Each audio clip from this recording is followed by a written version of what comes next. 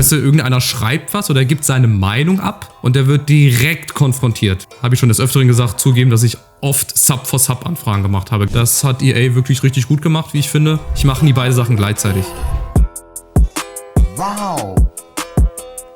Alle Jahre wieder sitze ich hier und mache so ein Special und zwar genau am 21.10. Damit herzlich willkommen zu meinem 13-jährigen Special-Daseins-Video auf YouTube.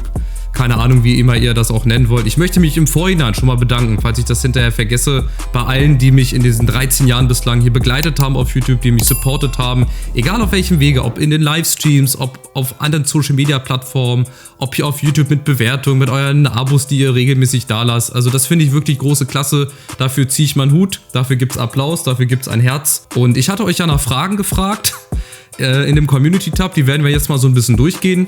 Ich werde versuchen, möglichst genau zu antworten. Lehnt euch zurück, würde mich sehr, sehr freuen, wenn ihr dran bleibt. Und zwar kommen die ersten Fragen vom OG-Fan. Ich werde euch jetzt hier auch namentlich erwähnen. Vielen Dank schon mal, OG-Fan, bist auch ein sehr, sehr aktiver. Und zwar seine Fragen sind, was mein erstes Thumbnail-Programm war, mein erstes Schnittprogramm und wann ich mal wieder einen YouTube-Livestream mache oder einen Real-Life-Livestream. Die ersten beiden Fragen, die kann ich relativ leicht beantworten. Mein erstes Thumbnail-Programm war GIMP.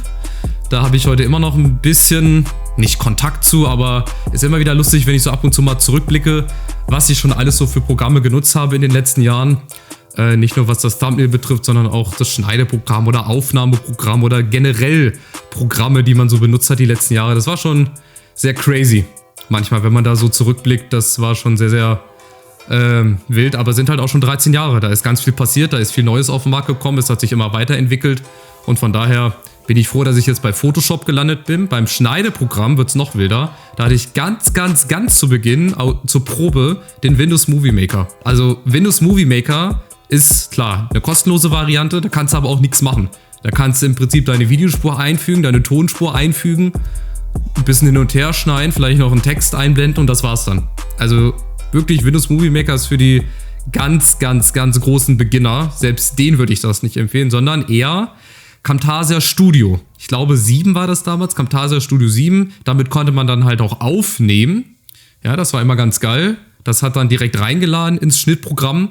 Und jetzt habe ich halt Premiere Pro. Da muss ich mich auch erstmal dran gewöhnen. Aber daran sieht man auch, was man für eine Entwicklung genommen hat. Ich habe mit GIMP und mit Windows Movie Maker begonnen und bin jetzt bei Photoshop und bei Premiere Pro. Ja, ist halt einfach cool für mich. Und das zeigt mir auch, dass ich mich auch weiterentwickelt habe, dass sich meine Videos weiterentwicklit haben und verbessert haben. Und von daher waren das meine Thumbnail-Programme zu Beginn und mein erstes Schneideprogramm. Ja, die Sache mit den YouTube-Livestreams, beziehungsweise Real-Life-Livestream. Also Real-Life-Livestreams wird schon mal gar nicht geben von mir.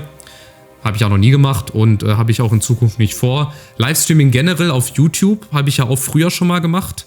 In der letzten Zeit, wenn dann eher auch auf Twitch. Ich muss aber für mich persönlich sagen, und ich weiß nicht, ob das euch jetzt freut oder nicht, dass Livestreaming einfach nichts für mich ist. Also ich habe schon für mich gemerkt, gerade als ich so die letzten Male auf Twitch gelivestreamt habe, es hat mir Spaß gemacht, ja, ich habe ja jetzt irgendwie keinen Zwang empfunden oder was weiß ich wollte das auch, aber irgendwie habe ich so das Gefühl, dass Videos doch mehr meine Sache sind. Also ich habe ja früher mal sehr aktiv auf YouTube auch gelivestreamt, eine Zeit lang auch eine Karriere, ich glaube, da kommt gleich noch eine Frage zu, aber im Prinzip wird es von mir keinen YouTube-Livestream oder beziehungsweise keinen Twitch-Livestream mehr geben, außer es gibt irgendeinen besonderen Anlass, außer ich habe doch mal wieder Bock, aber ich habe jetzt spontan einfach mehr Lust auf Videos. Ja, jetzt läuft auch gerade gut mit EAFC 25, habe da noch ein paar Projekte geplant, auch fürs nächste Jahr und von daher hoffentlich wird das die Fragen beantworten zum Thema Livestreaming.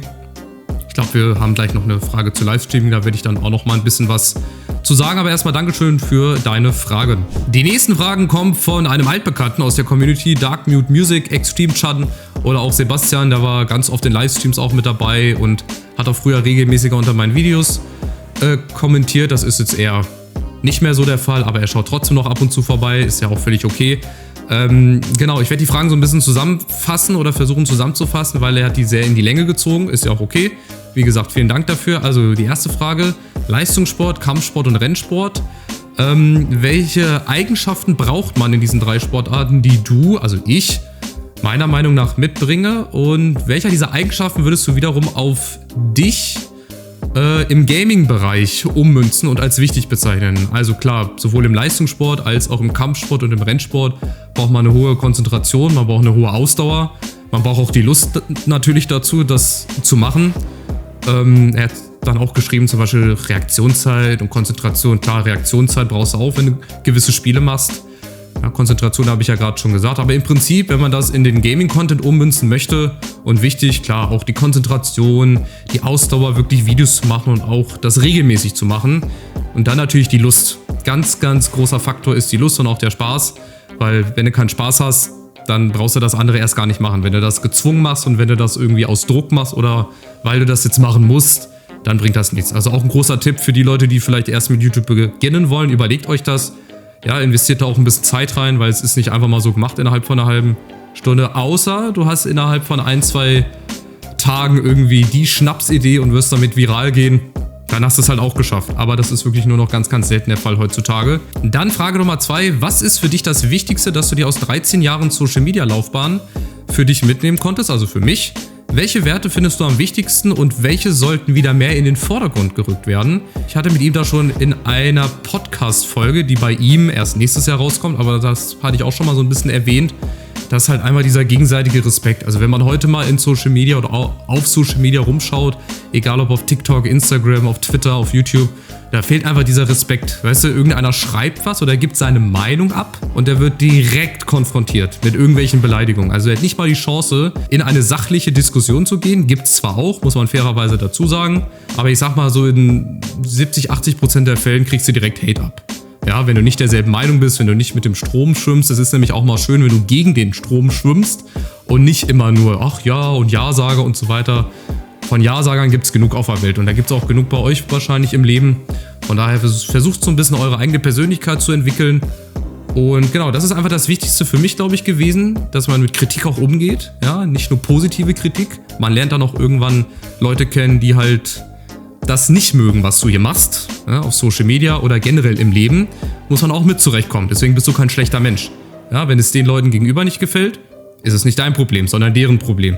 Das ist ganz, ganz wichtig und das sind so Werte, die ich für mich mitnehmen konnte, ja, mit Kritik umzugehen und das muss auch wieder in den Vordergrund gerückt werden. Respekt, ja, auch mal in eine sachliche Diskussion zu gehen. Ich habe zum Beispiel kein Problem damit, mit meinem Gegenüber in eine sachliche Diskussion zu gehen, wenn was Vernünftiges zurückkommt. Wenn da nur Scheiße zurückkommt, dann breche ich die Diskussion sofort ab. Das hat für mich im Leben gar keinen Mehrwert mehr. Habe ich schon oft genug gemacht in den letzten Jahren, von daher bin ich da auch gerade auf dem Weg, mich von diesen Leuten zu distanzieren. Genau, das zu Frage 2. Frage Nummer 3, da sind auch ein paar mehrere zusammen, beziehungsweise ich versuche das mal zusammenzufassen. Und zwar, ob ich es wichtig finde, auf Social Media es alleine zu schaffen oder ob es auch okay ist, wenn man ein Team hinter sich hat. So, das ist so ein bisschen zusammengefasst, weil vor allem die großen Content Creator haben ja logischerweise ein großes Team. Die haben Leute, die für den Social Media Auftritt verantwortlich sind, die die Videos schneiden, die die Videos produzieren, die die Skripte schreiben, die das Ganze produzieren.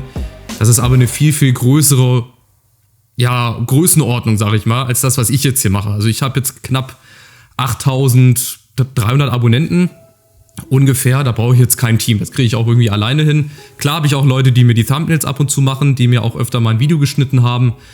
Da mache ich gar keinen Hehl draus. Aber das ist weitaus weniger als das, was wirklich die großen Content Creator auch brauchen, weil alleine schaffst du das gar nicht. Die haben dann halt auch einen Manager, die haben Vertragspartner, die haben andere Partner, Partnernetzwerke und so weiter. Und von daher finde ich, weil er auch noch geschrieben hat, in der Lage sein, all diese Bereiche selber bedienen zu können. Also ich meine, niemand kann alles perfekt. Es gibt immer Stärken und Schwächen, die man hat, auch in so einem Bereich. Und von daher finde ich das absolut legitim. Wenn jemand die finanziellen Möglichkeiten hat und Leute hinter sich hat, dann finde ich das völlig okay. Warum nicht? Da bin ich auch nicht neidisch drauf.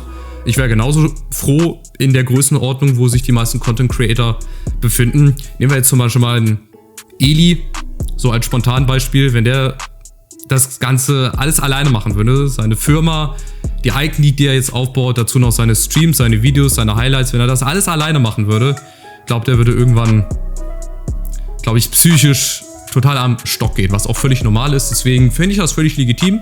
Schöne Fragen von dir. Hat mich wirklich sehr gefreut, die beantworten zu dürfen. Ich hoffe, sie sind auch damit beantwortet. Machen wir weiter. Nächste Frage kommt von einem User. Ich glaube, der hat auch noch eine zweite Frage. Die nehme ich gleich noch mit rein. Und zwar von Max FSV 3731. Vielen Dank auch an dich. Bist auch aktiv bei mir. Wie ist es dazu gekommen, dass du mit YouTube angefangen hast? Und was hat mich inspiriert? Und Nochmal die Frage nach einem Karrieremodus-Livestream. Habe ich auch früher mal, die Frage werde ich jetzt zuerst beantworten, habe ich früher auch mal gemacht mit Wien Wiesbaden. Ich glaube bei FIFA 18. Die Cracks unter euch wissen das noch. FIFA 18 werde ich, glaube ich, nicht machen. Ich werde, wenn dann, einen Karrieremodus in Videoformat machen, wie ich das jetzt mit Münster mache. Und wie ist es dazu gekommen, dass ich mit YouTube angefangen habe? Was hat mich inspiriert? Beziehungsweise auch wer hat mich inspiriert? Das war WeHawk LP. Den kann ich jetzt auch mal hier einblenden oder ich verlinke den unten in der Videobeschreibung, wenn ich es nicht vergesse. WeHawk LP hat nämlich ein Let's Play-Projekt gemacht. Früher Mystical Ninja starring Goemon. Und wie das ja so ist, wenn man das Spiel selber spielt und nicht mehr weiterkommt, was macht man? Man geht auf YouTube, man geht ins Internet und schaut mal, wer dieses Spiel vielleicht noch spielt, wer mir helfen könnte. Und da war WeHawk LP genau der richtige Ansprechpartner. Ich habe mir gedacht, oh, das ist eigentlich ganz cool. Das ist nicht so schwer. Also habe ich jetzt erstmal dann behauptet, das ist nicht schwer von außen. Aber als ich es dann selber gemacht habe und angefangen habe, am Anfang war das natürlich schwer, ja, das zurechtzukriegen, sich zu trauen, mit sich selber hier quasi zu sprechen. Jetzt spreche ich gerade mit einer Kamera, ich spreche aber mit euch, weil ich weiß, ihr seht das Video, aber jetzt für mich, ich spreche mit einer Kamera. Oder wenn ich jetzt FIFA aufnehme, spreche ich auch nur mit mir oder versuche das so ein bisschen zu moderieren, zu kommentieren und seinen ganz eigenen Stil zu entwickeln. Also WeHawk LP hat mich auch wirklich auf die richtige Bahn gebracht, auch weil ich damals, muss ich jetzt leider, habe ich schon des Öfteren gesagt, zugeben, dass ich oft Sub-for-Sub-Anfragen gemacht habe. Gerade zu Beginn, weil ich auch gedacht habe, ach, ganz schnell, ganz groß werden, ganz viel Geld verdienen. Aber dann hat WeHawk LP den Finger gehoben, hat gesagt, nee, so geht das nicht. Und hat mir dann geholfen, mich auf die richtige Bahn zu bringen.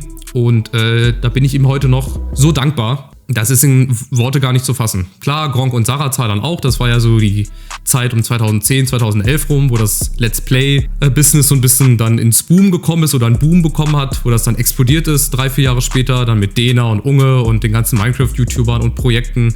War wirklich eine coole Zeit, wenn man jetzt so mal so ein bisschen zurückblickt. Und genau, das hat mich dazu inspiriert. Und deswegen habe ich auch mit YouTube angefangen, weil ich das selber mal ausprobieren wollte, Leute zu unterhalten. Mal gucken, ob ich das hinbekomme mit meiner Art. Und bislang, 13 Jahre später, fast 8.300 Abonnenten, ein paar Zuschauer. Ich kann sagen, ich habe nicht so viel falsch gemacht. Ist genauso verlaufen, wie ich mir das vorgestellt habe, wie ich mir das gewünscht habe. Und von daher, ja, vielen Dank auch an dich für deine Fragen. Die nächste Frage, die würde ich gerne beantworten von Blau-Gelb-Blau-Weiß 5815. So heißt der User. Und zwar fragt er, bist du oft im Stadion, um deine Mannschaft zu sehen?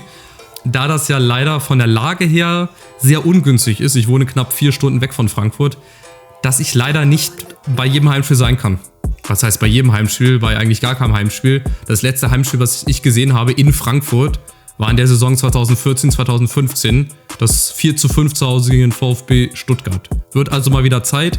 Irgendwann, wenn es sich mal ergibt, wenn ich die Zeit habe, wenn ich auch die Lust dazu habe, ist natürlich auch immer mit Reisekosten und so weiter verbunden und ich habe halt meine Prioritäten ein bisschen woanders. Deswegen versuche ich die Auswärtsspiele mitzunehmen. Ja, ich war jetzt zum Beispiel auch in Braunschweig in der Saison im DFB-Pokal mit einem guten Kollegen. Ich war in Wolfsburg beim Auswärtssieg. Ich war auch früher in Berlin bei Hertha, als die Hertha noch in der ersten Liga war. Ich war in Hamburg, Hannover, als die noch in der Bundesliga gespielt haben. Also so die ganzen Spiele, die in der Umgebung sind, die auch wirklich an einem Tag zu schaffen sind, auch zeitlich.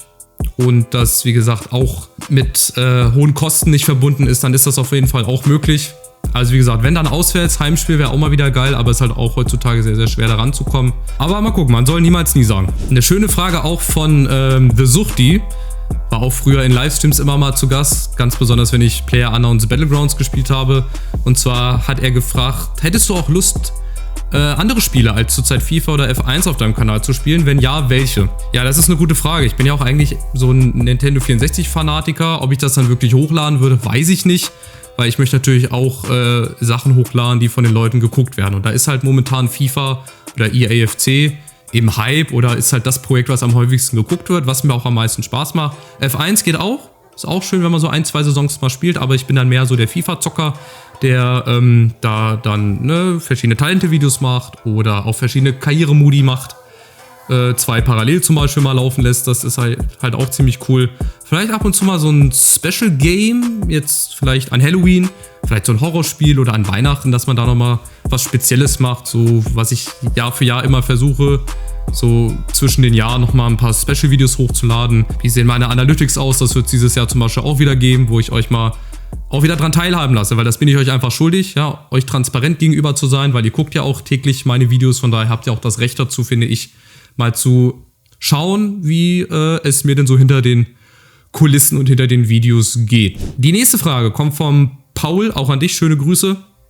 Auch sehr aktiv bei meinen Videos. Wer glaubst du wird deutscher Meister dieses Jahr? Also Stand jetzt, wenn das Video draußen ist, glaube ich der FC Bayern, weil die zurzeit einfach mit die am konstanteste Spielweise hat. Mit Vincent Kompany haben sie wirklich einen Trainer, der eine gute Spielidee hat, der hochpresst mit seiner Mannschaft, die wirklich einfach wieder Spaß haben am Fußball, die so ein bisschen das bayerische Mir Samé wieder zurückbringen. Dazu bin ich jetzt zu wenig drin in der FC Bayern-Bubble, aber ich glaube, sowas stellen sich die Bayern halt vor, ne? Dominant, Pressing und ist bislang wirklich sehr, sehr überzeugend. Von daher würde ich Stand jetzt sagen, dass der FC Bayern neuer deutscher Meister wird. Die nächsten Fragen, vielen Dank dafür schon mal, kommen von Nevio FIFA.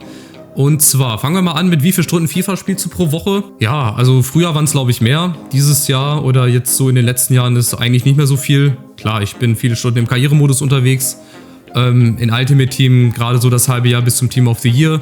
Da spiele ich halt ein paar Rival-Spiele. Jetzt zum Beispiel den Rush-Modus finde ich zum Beispiel sehr, sehr cool. Das hat EA wirklich richtig gut gemacht, wie ich finde. Und klar, die Weekend League Quali und Weekend League, auch wenn ich immer fluche, das ist immer so ein ewiger Teufelskreis. Man hofft immer auf eine gute Weekend League, dann wird man gebrochen, dann fängt die neue Woche an, dann qualifiziert man sich und wieder in der Hoffnung, dass die gut wird, besser als die letzte Woche. Ihr kennt das ja. Ich meine, ihr seid auch FIFA-Spieler, ich muss euch das nicht erzählen, wie das so abläuft. Aber generell dieses Jahr oder die letzten Jahre weniger als noch vor 5, 6 Jahren. Und dann hat er noch ein paar Fragen, auf welcher Konsole spiele ich? Ich spiele auf dem PC. Dann, ob ich bei der Videoproduktion mit mehreren Monitoren arbeite. Also ich habe 2 und ich benutze auch meistens nur einen einzigen. Ich mache halt nie 2 Sachen gleichzeitig. Also ich mache entweder nur den Schnitt oder nur das Thumbnail. Ich mache nie beide Sachen gleichzeitig. Deswegen reichen mir 2 Monitore. Ein dritter wird natürlich wild. Müsste ich gucken, wo ich den hier hinstelle. Aber Platz würde ich irgendwie kriegen. Aber mir reichen 2 Monitore. Und wie ich das hinkriege, dass ich auf einem Monitor aufnehmen kann. Da gibt es verschiedene Aufnahmeprogramme. Früher gab es Fraps und Camtasia Studio. Heutzutage gibt es Streamlabs, OBS und normal OBS Studio. Ich nutze OBS Studio. Ist eigentlich relativ stabil. In letzter Zeit gibt es ein paar Probleme. Da habe ich so ein paar Frame-Drops drin. Vielleicht liegt das auch an meinem Rechner. Ich spare auch auf einen neuen Rechner. Deswegen muss ich mal gucken. Aber im Prinzip, genau, mit einem einfachen Aufnahmeprogramm, damit man auch den Bildschirm aufnehmen kann oder ein bestimmtes Fenster oder ein bestimmtes Spiel. Das ist eigentlich die gesamte Hexenkunst, was eigentlich gar keine Hexenkunst ist. Also vielen Dank für deine Fragen. Und zwar haben wir nochmal 2 Fragen vom Phil D1 M4X, also wahrscheinlich Phil D-Max oder D-Max. Auf welchem Schwierigkeitsgrad spiele ich? Also wahrscheinlich meint der FIFA. Ich spiele auf Ultimativ, auf der höchsten Stufe. Und ob ich Fan von einem Verein bin, ja, von Eintracht Frankfurt. Für die ganz neuen Leute, die das noch nicht gewusst haben, ich bin Fan von Eintracht Frankfurt. Da würde ich gleichzeitig auch die Frage reinnehmen von dem User Ehrentomate4831. Sehr schöner Name, ey. Ehrentomate, grüß dich. Seit wann ich Fan bin von Eintracht Frankfurt, vom besten Verein der Welt, wie er da schreibt, natürlich. Ja, eigentlich schon seit ich ein kleines Kind bin. Von klein auf in jedes Trikot reingesteckt.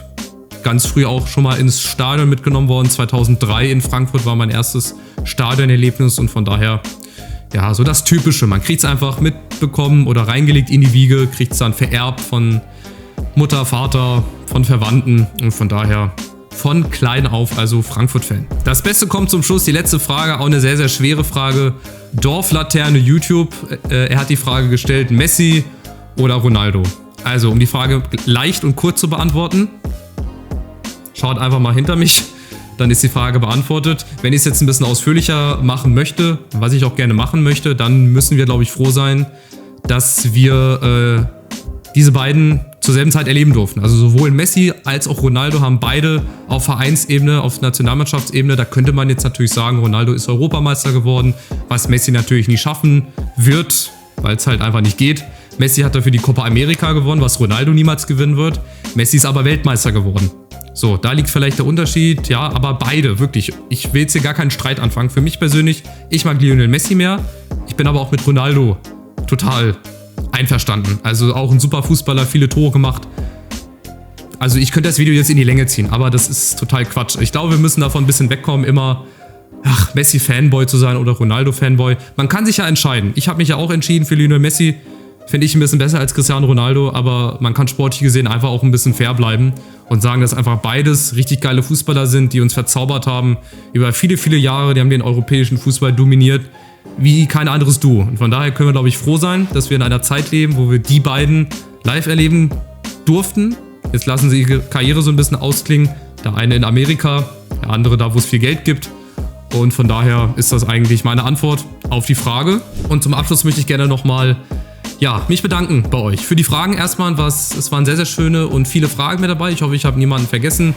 Wenn ihr trotzdem noch irgendwie eine Frage habt, schreibt sie einfach unten in die Kommentare rein oder lasst mir auf Instagram auch eine DM da und so weiter. Ihr könnt mir natürlich gerne da folgen. Da mache ich zwar nicht so Gaming-Content, aber auf Instagram bin ich auch relativ aktiv. Schaut mal unten in die Videobeschreibung rein, lasst da gerne auch ein Follow da. Auf Twitter bin ich täglich vielleicht zu aktiv, aber ich bin auch sehr, sehr aktiv. Bei YouTube natürlich, wie ihr es gewohnt seid. Und dann, möchte ich mich bei euch bedanken. 13 Jahre HSPLP, das ist wirklich nicht selbstverständlich. Das macht mich wirklich stolz. Und ich bin wirklich sehr, sehr froh, dass ich nach wie vor so ein schönes Hobby habe, dass ich mit euch regelmäßigen Kontakt habe, Austausch habe, auch mit anderen Leuten und ich auch schon mit meinem Wissen anderen Leuten vielleicht helfen kann. Also, wenn ihr auch Fragen habt zu YouTube oder wenn ihr irgendwie vorhabt, mal anzufangen, könnt ihr mich jederzeit gerne anschreiben. Das war's von mir. Vielen, vielen Dank für 13 Jahre. Vielleicht sitzen wir nächstes Jahr noch hier. Dann sind es 14 Jahre, da muss ich mir irgendwas nochmal einfallen lassen. Vielleicht habt ihr ja Vorschläge fürs nächste Special, schreibt das auch gerne mal unten rein. Lasst einen Daumen nach oben da. Kostenloses Abo gerne, helft mir auf dem Weg zu 9000 Abonnenten.